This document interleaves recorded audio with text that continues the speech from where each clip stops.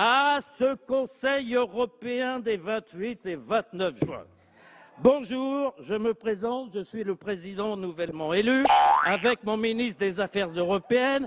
On vient pour renégocier le traité.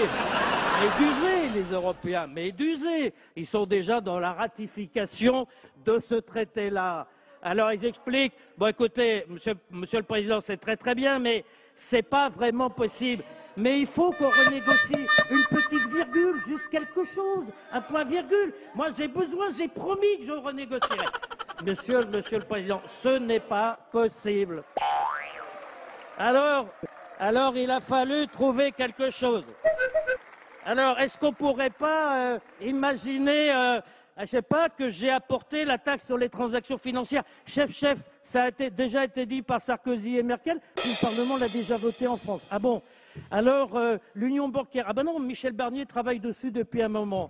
Ah bon? Ben alors, qu'est-ce qu'on pourrait faire? Mais il n'y a pas 60 milliards qui traînent des fonds structurels de développement, là? On pourrait peut-être les repeindre, hein? Mais monsieur le Président, ça va se voir! Ça va se voir. Mais non. Et puis, la Banque européenne d'investissement, elle est formidable. Elle demande qu'on libère 10 milliards d'euros, là, pour pouvoir faire son travail, les 50 milliards d'euros par an.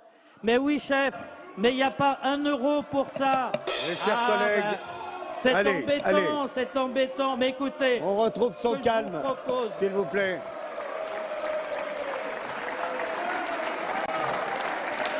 Ce que je vous propose, on n'a qu'à dire qu'il y a 10 milliards d'augmentation de capital, et puis avec ça, on fera 50 milliards de prêts. Mais chef, il n'y a pas d'argent. Mais c'est pas grave, les budgets des États vont prêter. C'est pour ça que vous allez voter 1,6 milliard d'euros, parce qu'il n'y a pas un euro de plus dans le pacte de croissance européen.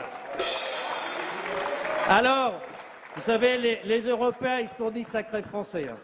Décidément, il ne change pas.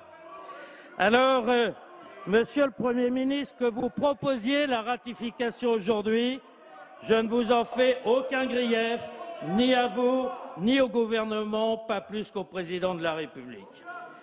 Mais, Monsieur le Premier ministre, vous n'êtes pas un homme politique comme les autres. Vous êtes le chef du gouvernement et votre parole doit être d'or. Elle doit être d'or pour les Français, mais elle doit être d'or pour tous les partenaires et tous les intervenants sur la scène internationale. Et là, très franchement, tout ceci manque de sérieux, de rigueur et de vérité.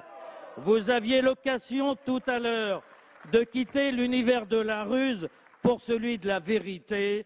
Vous ne l'avez hélas pas saisi.